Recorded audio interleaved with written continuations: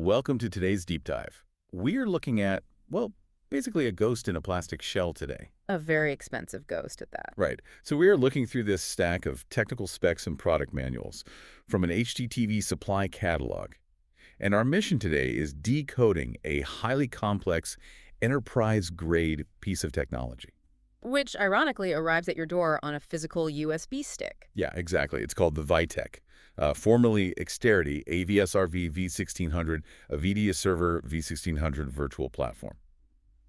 Okay, let's unpack this irony. How can something completely virtual be shipped in the mail? Well, it is kind of a hilarious paradox, right? You're essentially just buying an ISO file. An ISO file, like a disk image. Yeah, exactly. Think of an ISO file as a complete digital blueprint of a computer system, just packed into a single file on that USB drive. Oh, wow. So you don't get a physical server rack unit at all. No. To understand what this actually does, you kind of have to look at Vitec's hardware history.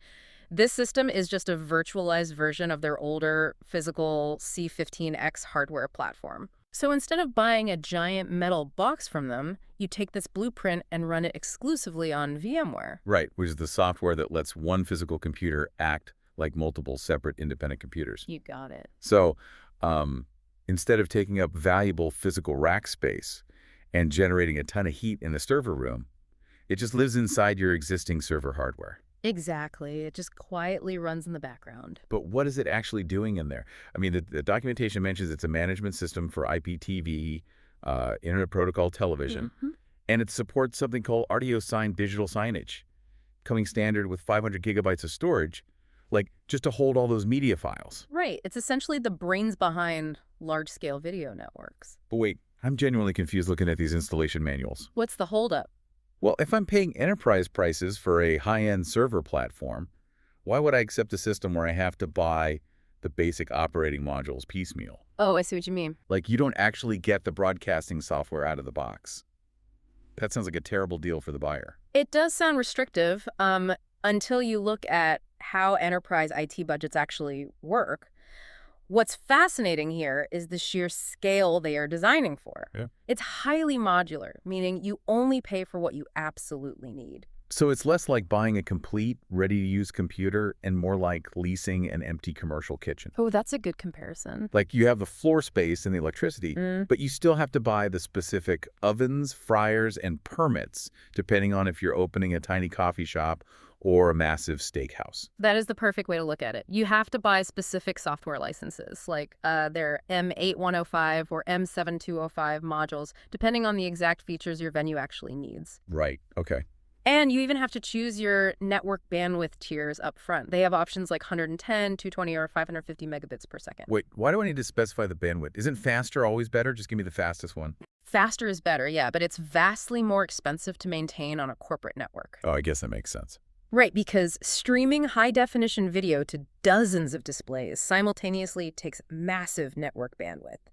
The vendor is essentially making you pay for the exact size of the pipe your network needs. I see. If we connect this to the bigger picture, the ecosystem of the seller makes this all click into place. Right, right. The seller here is HDTV Supply.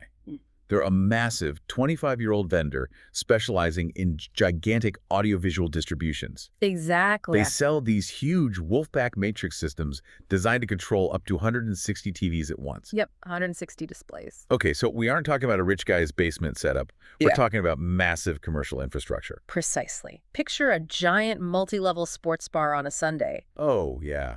Chaos. Total chaos. But every screen is perfectly synced, seamlessly switching between games, displaying digital menus, and running promotional signage. That's what ArtioSign is handling. This Vitec virtual server isn't for a living room. It's the unseen software node running that massive commercial audio-visual nervous system. That makes so much more sense now. Right. The modularity allows IT managers to scale the system perfectly to the size of the venue without overpaying for a massive data pipe they just don't need. So, like, next time you're sitting in a multi-level sports bar looking up at a wall of perfectly synced screens, you'll know there's likely a virtualized server humming quietly in the background, orchestrating the whole show. Exactly. Enterprise AV isn't just about plugging in a thick HDMI cable anymore. It has morphed into a highly modular IT operation, requiring virtual machine environments, precise bandwidth scaling and layered software licenses. It really has. And this raises an important question to leave you with today. What's that? As these massive, heavy hardware rigs continue to be virtualized into simple software files delivered on a little plastic USB stick, where does traditional audiovisual engineering end and standard IT networking begin? Wow, yeah. I mean, it seems that line isn't just blurring, it might already be gone.